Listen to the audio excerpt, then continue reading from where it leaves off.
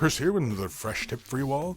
In this video we are going to continue our look at painting flesh, and in this video we're going to work on mid-tone flesh. Other words, kind of just in between being very dark flesh or very light flesh, and this is obviously, kind of a tan flesh or what have you.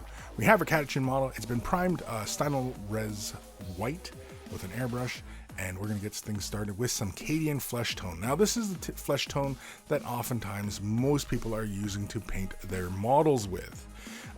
And of course, it's a really good flesh tone to begin as a base for your flesh tones, because you can actually build this down to go pretty dark, and you can also build it up to go pretty light. And again, it's just one of those really good kind of flesh tones to get started with, or even play around and keep this similar value. I'm going to take some Bugman's Glow. I'm going to take a little bit of Dryad Bark. I'm going to use a little bit of Lamian Medium. And I'm also going to use some Liquitex Floyd, but I didn't show the bottle there. I'm going to go about 2 to 1. 2 Cadian Flesh to 1 Dryad Bark.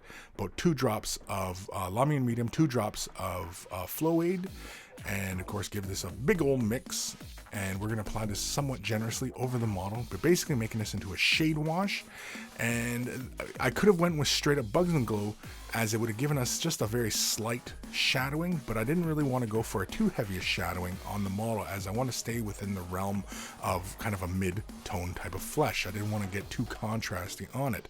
And when this dries, it will dry much darker than it actually looks. And of course I just go back any areas that look a little too heavy saturated, especially on the shoulders or any like in the cheeks or anything where like that. I just come in with a clean damp brush and draw the excess off. Once it's dry, you can see it gives us lots of tone and variation on the model. I'm going to take some Cadian Flesh Tone with some Lamian Medium. We're going to mix this, well, it's not quite 1-to-1, but it's just a dollop of Cadian Flesh Tone. And again, I'm going to take a layered approach to the highlights on the flesh. And so basically, I'm just going to bulk out each of the little muscle groups. So you can see there, I hit most of the bicep, the shoulder, the forearm, the elbow, back of the hand. Here I'm just catching a bit of the pecs as well as the abs, as it were. And it's basically kind of filling in just each of those little muscle groups, allowing some of that darker tone that is from the original base tone, and of course the shade wash that we'd applied earlier. We're going to allow some of that to remain as well. And we could also went with thinning this color down to a glaze consistency and applied it as such onto the model. Here on the face, you can see I'm doing it in a typical fashion. I catch the brow, the nose, as well as some of the nostril, the cheeks, and the upper lip and the chin, bringing it back towards the jaw. So for the chin, I actually follow the jawline, and of course I also catch the ears as well. Once that's done, we're going to come in with some Kislev Flesh. I'm going to mix this into the Cadian Flesh Tone, going for kind of a 1-to-1 mix ratio. You could go 2-to-1 if you really wanted to work the graduation of color, the gradient of color, as it were.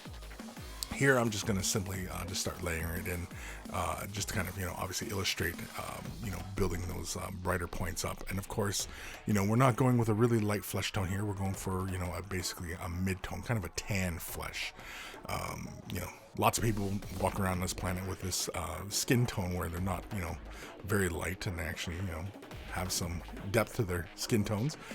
And of course, you can always work this deeper and go for a slightly darker flesh, or you can actually add a little bit more Kislev flesh and go for a slightly lighter flesh tone. Either way, you have lots of room to play with, and especially when you're imitating human flesh tones, there's so many options to go for. And of course, you can see I'm just simply following the way I usually go about the brow, the nose, the cheekbones, the jaw, and the upper lip as well. And I also get the bottom lip as well.